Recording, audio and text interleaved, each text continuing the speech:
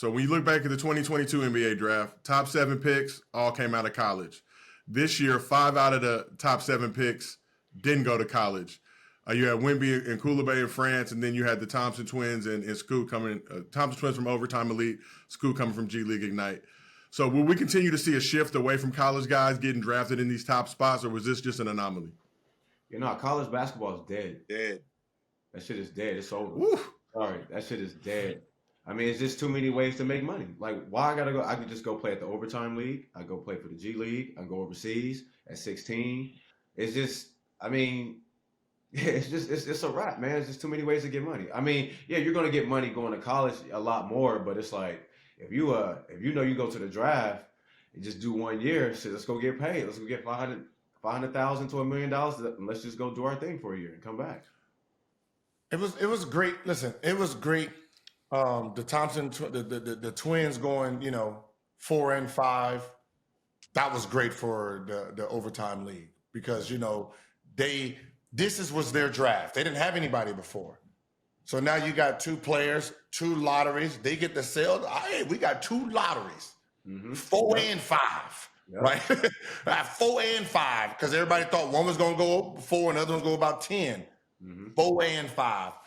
So the fact that, those guys got drafted really opens up that league. So I'm going to we should see a lot of very high level kids, right? They need to stop just taking anybody, right? Go after just the Thompson type twins, guys who are really game changers, and develop them so you can have more lottery picks. And then eventually, if you're picking the right kids, your establishment looks a little bit better than college because you get to say, hey, in the last 5-10 years, we got about 12 lotteries. Colleges can't say that, right? They got a whole lot of bullshit too. Just quickly back to Brandon, I think you said college basketball is dead. Yeah, G League, Overtime Elite, they can offer bags. Colleges can offer bags with NIL. But even talking about a guy like Amari Bailey, Amari playing the Mick Cronin system. Love Mick Cronin. He has a great college system. His college system isn't necessarily trying to get guys ready for the pros. It's to win in college. So do you see college coaches adjusting their strategy, adopting more pro-style offenses to be able to keep up with this wave and surge, or are they just going to be stuck in their old ways and be dinosaurs and never grow? I feel like they're going to have to grow. I mean, like before I said, kids can go overseas, can go play overtime, the G League, you can get pro experience way fast and way earlier. So colleges, I feel like they're going to have to open up a little bit more. I don't know how they're going to do it, but definitely a pro-style offense, much faster. You said no, McKen? Nah, what happens? Huh? When you don't go to college, you have more time to train and hone your skills. When you go to college, there's no player development. And that's why the kids are doing one and done and they have developed because the coaches don't know player development in college. So that's what's killing college basketball is the fact that these kids can go to OTE, go to the G League, get training for NBA conditioning, get training for NBA weights. Everything is now NBA preparation. In college, if the NIL is your only incentive to go to college, why would you go? Because you're not going to get better. You're just going to get a bag. So if you can carry your name can carry weight throughout that whole season. And after that season, you got the bag and you can just go play. Now you only got a summer to prepare for NBA basketball. And that's going to put you behind the ball. But like Brandon's saying, if I go overseas and play professionally for a year, pick up $500,000 and get some real experience with grown-ups, it's a whole different game. Yeah, that NIL. And low key, this kid, like, I mean, some of these kids are good, like 16, 17-year-old, like they're good enough to go now. Like, you know what I'm saying? Like all that McDonald's All-American shit, all that, like that, it probably won't even matter anymore. Like, because if you can get paid at 16 and you're good enough, and they're saying the next 2 years just go develop and we'll pay. I mean, I don't care about none of that high school stuff no more either. Because I can go overseas and go play or, play against grown men. Yeah, because the college NIL, it's a tricky thing because at the end of the day, you still got to rely on the school, right, to get you these bags. Yep. At the end of the day, you're still a college kid with no name. So let's say I'm McDonald's, right? Mm-hmm. why the fuck am I giving you 25 grand?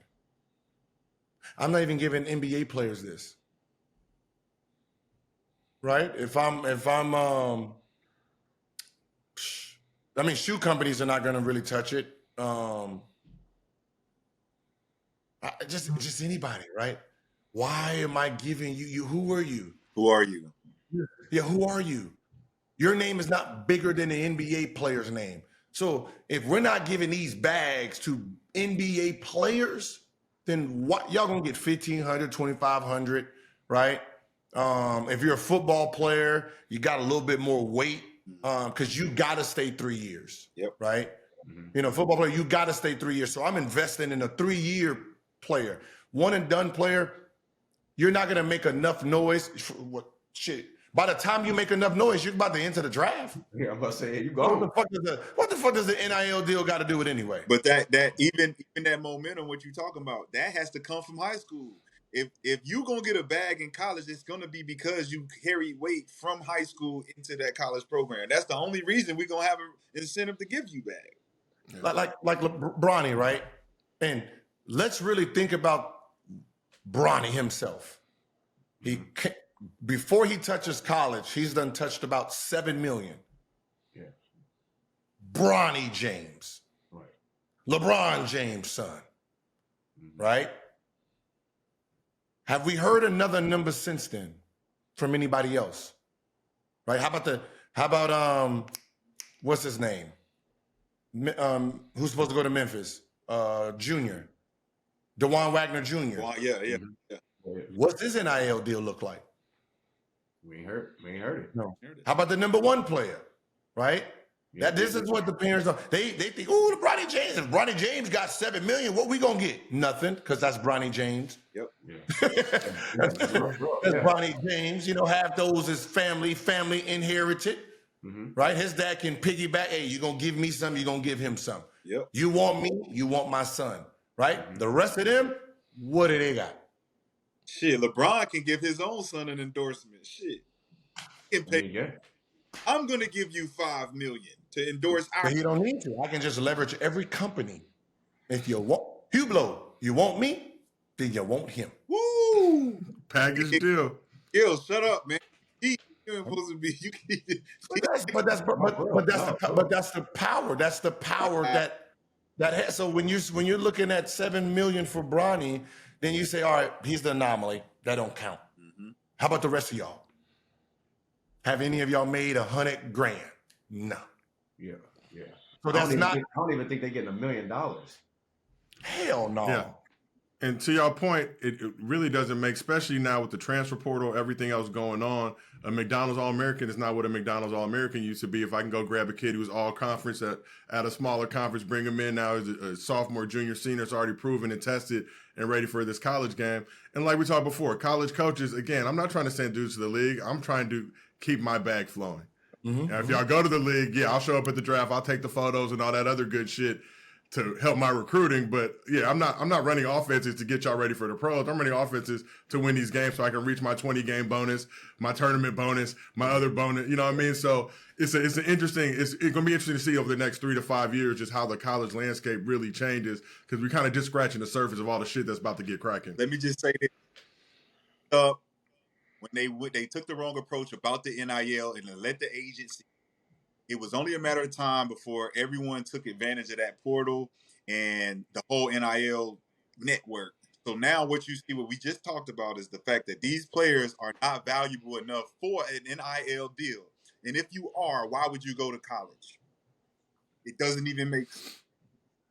What's so funny is I made this argument when they were talking about the NIL deals, and they said, should college players get paid?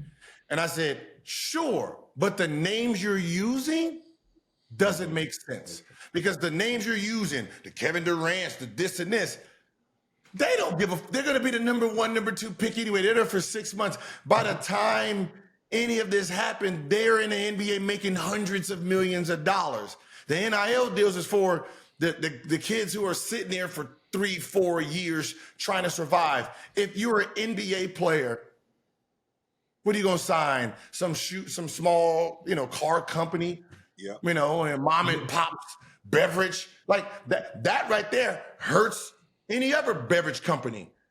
Because if I'm some mom and pops and I know you're Kevin Durant, I'm gonna sign you to a lifetime deal. Yeah.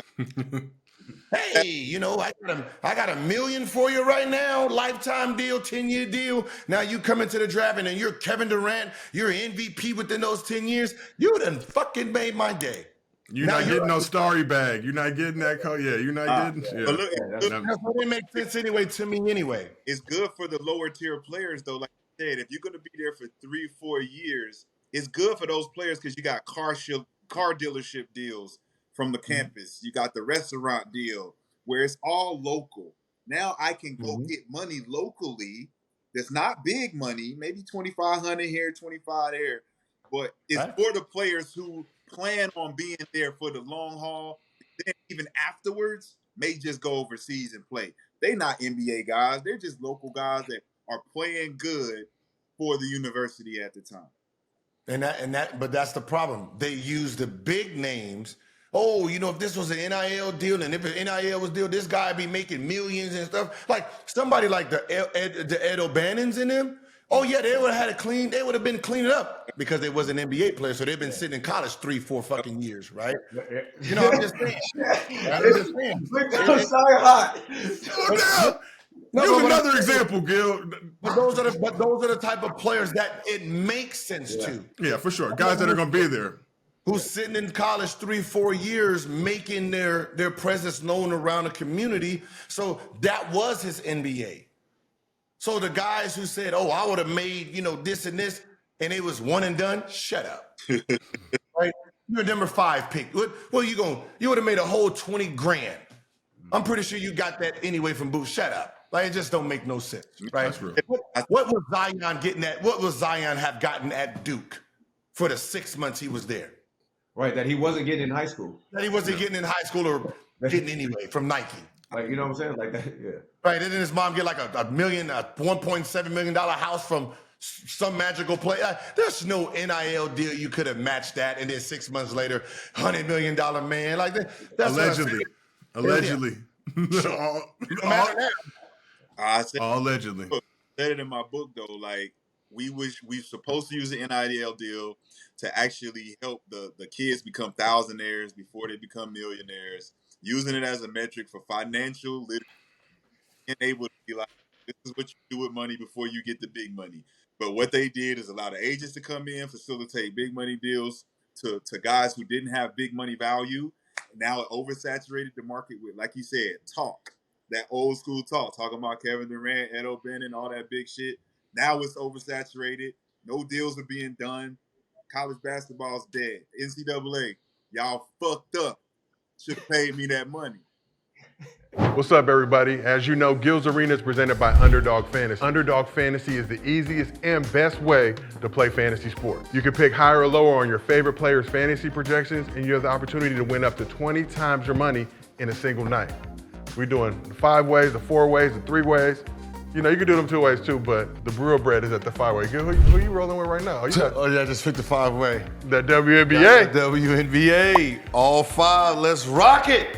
Let's get this bread. Sir. Now, Underdog is available in 30 states and Canada, except Ontario. Get your minds right.